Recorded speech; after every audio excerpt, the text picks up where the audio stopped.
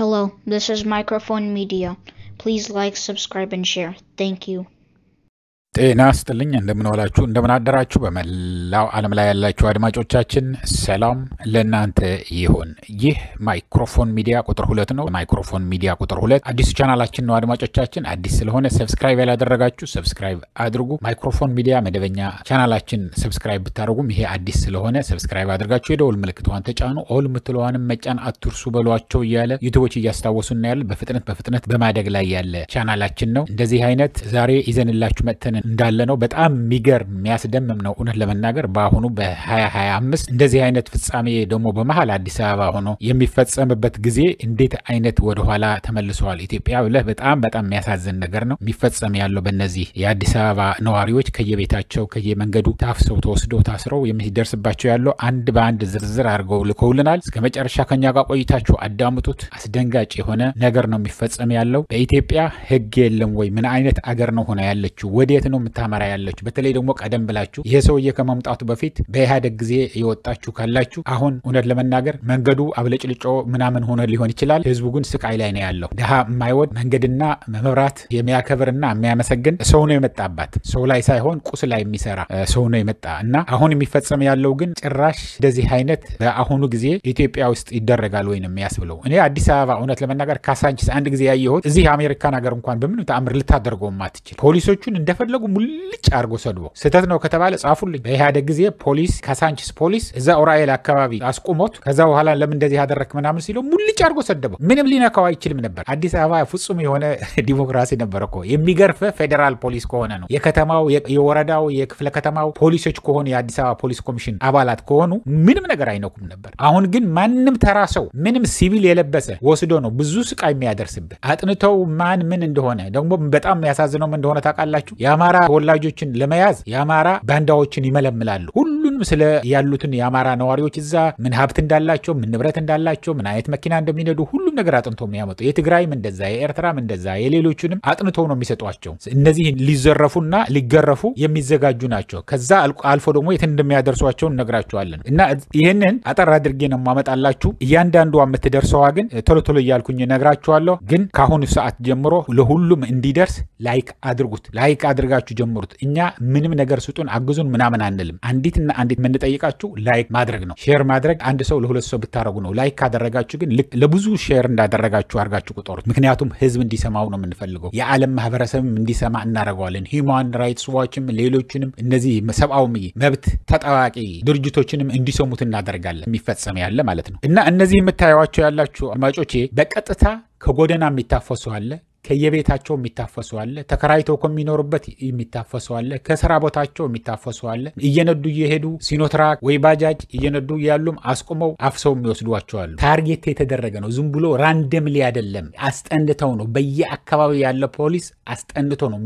የሚያስይዝህም ያንተው ዘር ነው፣ ያንተን ቋንቋ የሚናገር ነው። ምናልባትም ከነሱ ጋር እያወራ ስለራስህ ያገሬ ሰው ነው ብለህ ስትነግረው እሱ ግን ሁሉን ልቅም አድርጎ ወስዶ ለማን ነው የሚነግር ያለው? ለነዚህ ለሚገርፉ ለሚዘርፉ ነው ወስዶ የሚሰጠው። አንተ ግን ያው ያገሬ ወገኔ ነው ብለህ ያለህን ሁሉ ስትናገር መንገድ ላይ ያለህ ወይ ባጃጁ ላይ ስትሄድ ወይ ታክሲው ላይ ስትሄድ ወይ የሆነ ቦታ ላይ የሚያዋራህን ሰው አትመኑ። ዋና ጠላት የራስህ ነው ዋናው አሳልፎ የሚሰጥህ። ይሄ ማወቅ አለባችሁ። ይሄ ቀድሜ መናገር ስላለብኝ እና መጀመሪያ ስትሄድ የሚጠብቅህ ዱላ ነው አሉ። አፍሰው ይወስዱህና በየቦታው አሁን ይሄ ቦታ የምታዩት ያላችሁ ትምህርት ቤት የነበረ ነው አሉ። ትምህርት ቤትም ስላልተከፈተ እንደዚህ አጭቋቸው ነው ያሉት። በሙሉ አልወጡም ብሎ ነው የላከልኝ ፎቶግራፍ አንስቶ የላከልኝ ሰውዬ። በሙሉ የሉም እንጂ ቢወርዱ ወደ መሬቱ ላይ ቢወርዱ በሙሉ ፎቅ ላይ ያሉትን ጭራሽ ይጥለቀለቃል አለ። እንግዲህ ይታያችሁ ይሄ በቂ የሆነ ሽንት ቤት የለውም፣ ውሃ የሚባል የለም፣ መብራት ይጠፋል። በቃ እዛ ረሃብ ነው እና ስቃይ ላይ ነው ያለው። ግን ከሁሉ በፊት ግን መጀመሪያ የሚጠብቅህ ዱላ ነው። ሲበሉ ውለው ሲበሉ አድረው እነዚህ ፖሊሶቹ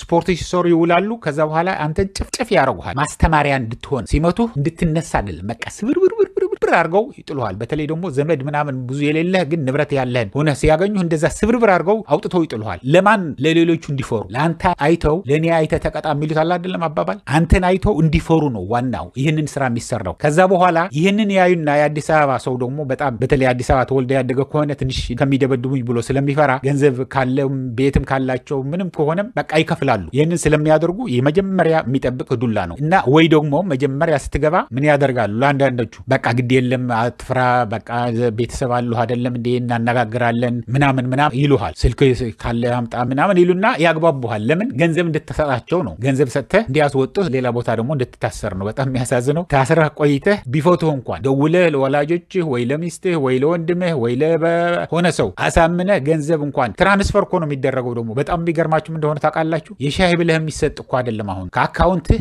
የድፍረታቸው ብዛት ይሄ ሰንሰለቱ ላይ ድረስ የሚደርስ መሆኑ ላይ 4 ኪሎ የሚደርስ መሆኑ የሚያሳየህ ከአካውንትህ ወደ እነሱ አካውንት ነው የሚገባው ስለዚህ እንደዚህ አስገድዶኝ ይሄን ያህል ገንዘብ የነበረኝ 1 ሚሊዮን ካለ 1 ሚሊዮንም ትራንስፈር አድርግ ነው የሚልህ 100 ሺህ ካለ 100 ሺህ ትራንስፈር አድርግ ወደ አካውንቴ ይልሃል እየደበደበ ከዛ በኋላ ትራንስፈር ታደርጋለህ ትራንስፈር አድርጎ እገኛለሁ የሚል ሌባ አይደለም ያሁኑ ያለው ለምን ምክንያቱም ብቻውን አይደለም የሚሰራ ያለው እስከ ላይ ድረስ የወጣ ነው ይሄ ሰንሰለቱ ረጅም ነው የሚሉን ያሉት ሌላው በጣም የሚያሰቃዩ ሽንት ቤት የለም አሉ በቂ የሆነ ሽንት ቤት የለም በጣም ችግር ላይ ነው ሃይላንድ ላይ ትጸዳዳለህ ግን የምትጠጣው ሃይላንድም ሰው ስለማይሰጥህ ባዶ የሃይላንድ እቃም አይመጣልህም ለባዶ የሃይላንድ እቃ መጥታልህ እንድትሸና እንኳን ገንዘብ ትከፍላለህ በመቶዎች የሚቆጠር ገንዘብ ያስከፍሉሃል ሽንት ቤት ለመጠቀም ሌላ ደግሞ በጣም የሚገርማችሁ ምግብ የለም እዛ በሚያስሩህ ቦታ ላይ ምግብ የለም ምግብ ከመጣልህ ደግሞ በጣም የሚገርም እኮ ነው እውነት ለመናገር እንደኮ በጣም እየገረመኝ ነው ያዳመጥኩት ምግብ እንደምንም አድርገህ ከቤተሰቦችን ላኩልኝ ምናምን ብለህ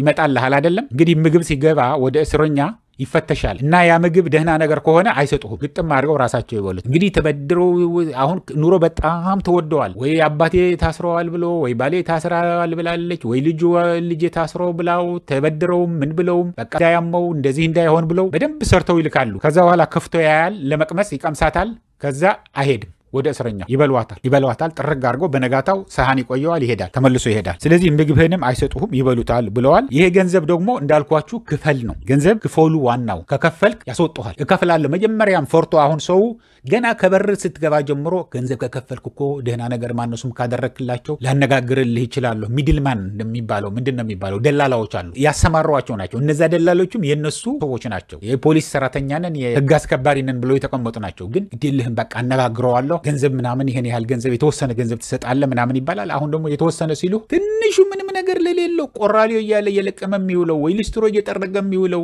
አነስተኛ የሚባል ብቻ 10 ሺህ ብር አምጣ ነው የሚባለው አሉ ትንሹ አምጣ የሚባለው 10 ሺህ ብር ካላመጣ በትንሹ ነው የምነግራችሁ ሀብቴ ያለው ንብረት ያለው የተጠናው 100 ሺዎች ነው ከሚሊዮንም ሊደርስ ይችላል ምክንያቱም አንድ ሀብታም ዝም ብሎ ሲሚንቶ ላይ ከሚተኛ ከታምም የከመሞት በቃ ላኩ ስጡ ይላል ምንም አማራጭ የለውማ በተለይ ደግሞ የተወሰኑ ብሔሮች አሉ የአማራ የትግራይ የኤርትራ እነዚህ ከሆኑ በቃ አምጡ ነው በተለይ ኤርትራውያን አሁን በቃ ምንም ስለሚጨንቃቸው የባሰ ሊደርስብን ይችላል ብለው ስለሚያስቡ ይሰጧቸዋል በትግራይ ጦርነት ጊዜ እንደዛ ነበር የትግራይ በቃ የሆነ እየወሰዱት አይደለም ወይ ትላለህ እና እንደዛ አድርገው ንብረትህን ከዘረፉ በኋላ ደግሞ ይለቁሃል ከለቀቁ በኋላ ደግሞ ከአንድ ሳምንት በኋላ እንደገና ሌላ ቦታ ላይ ያስሩሃል ይወስዱና ወደዛኛው እስር ቤት አይደለም የሚወስዱ ሌላ ቦታ ያልታሰርክበት ቦታ ላይ ነው ደግሞ የሚወስዱ እንደሱ አድርገው ሙልጭ አድርገው አጥበው ከጨረሱ በኋላ የሚያደርጉትን እነግራቸዋለሁ በኋላ ፍርድ ቤት የሚባል አትቀርብም ፍርድ ቤት የሚባል ነገር አትቀርብም ገንዘብ ከሌለህ ገንዘብህን ምናምን ከጨረስክ እንዳታስወራ ደግሞ ምን ይደረጋል ወደ አዋሽ አርባ ይላካሉ በተለይ እነዚህ ወጣቶች መጨረሻቸው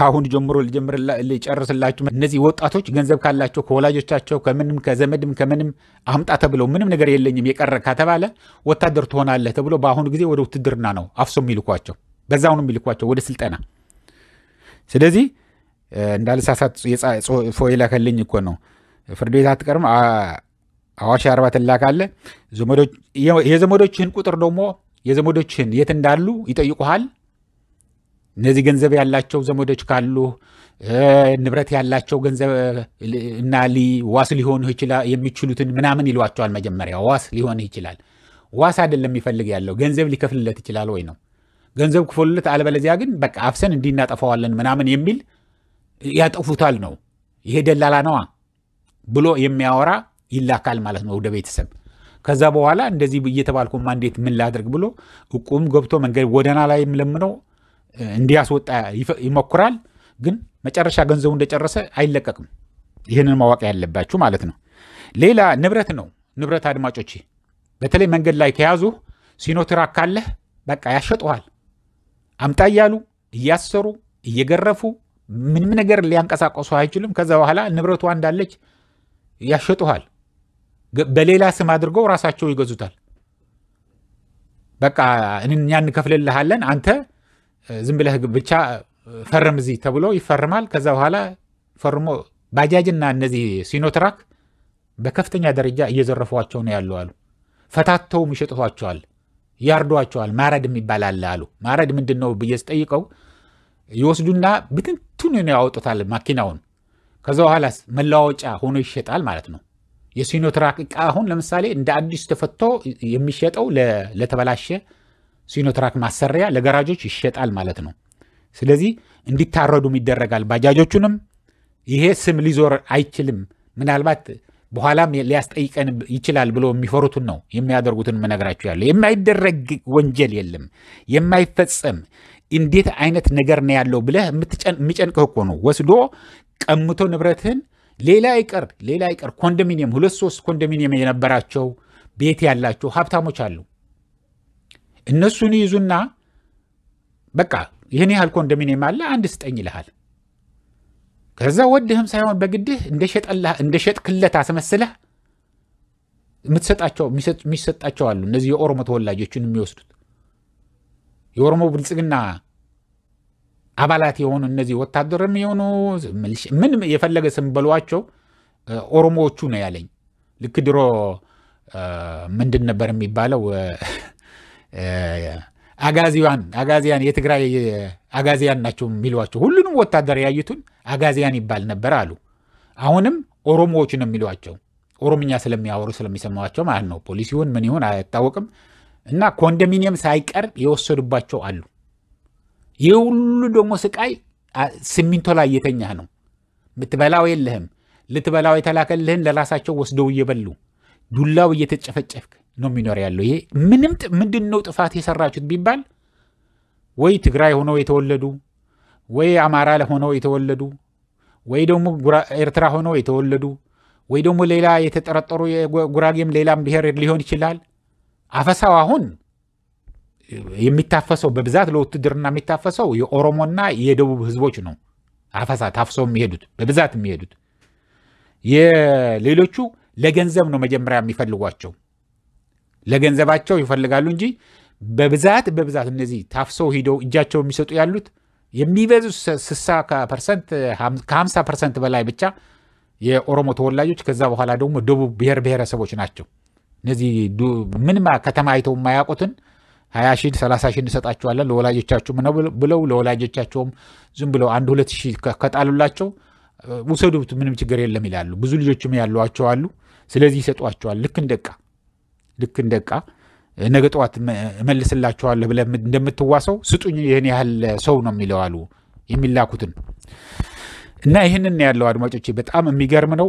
ይህንን የመሰለ ነገር እኛ አሁን ይሄ ለሚመለከተው ለበላይ ምን አሳልፈን እንሰጣለን፣ ለብዙ ነገር እንሰራበታለን። ለዚህ አላችሁም። ሁላችሁም ግን እንደዚህ የምትልኩ ከሆነ እስከነ ማስረጃው እንደዚህ አድርጋችሁ ላኩልን። ይሄ በጣም ጠቃሚ ነው። ይጠየቁበታል። የት እንደታሰርክ፣ ማን እንዳሰረህ፣ ማን ገንዘብህ እንደወሰደ በተቻለ መጠን ዝም ብላችሁ ያዙት፣ አስታውሱት። ከተቻለ ፎቶግራፍ እንዲያነሷቸው አድርጉ። ይሄ ንብረታችሁ ጠፍቶ አይቀርም። ይሄ ጊዜ ያልፋል። የሚያልፍበት ጊዜ በጣም እየደረሰ ነው ያለው። በጣም እየደረሰ ነው። እውነቴን ነው የምነግራችሁ። በጣም እየደረሰ ከምትጠብቁት በላይ እየደረሰ ነው ያለው። እንደዚህ ሆኖ የኢትዮጵያ ሕዝብ ዝም ብሎ ይኖራል ብሎ ዘበት ነው። ምክንያቱም መጨረሻ እኮ ምንድነው ራሱ አብይ አህመድ የነገረን ለኤርትራ ወደብ ሁሉ ነገር ከዘጋችሁን የህዝባችን ይራባል፣ የተራበ ደግሞ ህግ አያውቅም መጥቶ ይበላሃል አላለም። የኢትዮጵያ ሕዝብም እንደዛ ነው የሚሆን ያለው። ስለዚህ ይህንን እያልኩኝ አድማጮቼ ለአሁን እዚህ ይበቃኛል። እስከሚቀጥለው ጊዜ ሁላችሁ እንድትልኩልን ነው የምንፈልገው። ስትልኩ ግን አጣርታችሁ በትክክለኛው ከየት እንዳገኛችሁት ፎቶግራፍ በአውዲዮ በድምፅ ቢሆን አድርጋችሁ ነው የምትልኩልን። የተረጋገጠ ቢቻል ብትቀርጹ፣ የተደበደባችሁ ካላችሁ ደግሞ ሰውነታችሁን ፎቶግራፍ አንስታችሁ ከላካችሁት እኛ ፊታችሁን አናሳይም። ፊታችሁን እንሸፍንና ከፊታችሁ በታች ያለው የተደበደባችሁትን እናቀርበዋለን ለዓለም አቀፍ የሰብአዊ መብት ተከራካሪዎች እናቀርባለን። ከዛ በኋላ ካሳ ይከፈልሃል። በምን ጊዜም ቢሆን የማያልፍ ወንጀለኛ ይሆናል ማለት ነው። ይህንን እያልኩኝ አድማጮቼ ለአሁን እዚህ በቃኛል። እስከሚቀጥለው ድረስ ሰላም፣ ደህና ዋሉ፣ ደህና አደሩ። ቻው።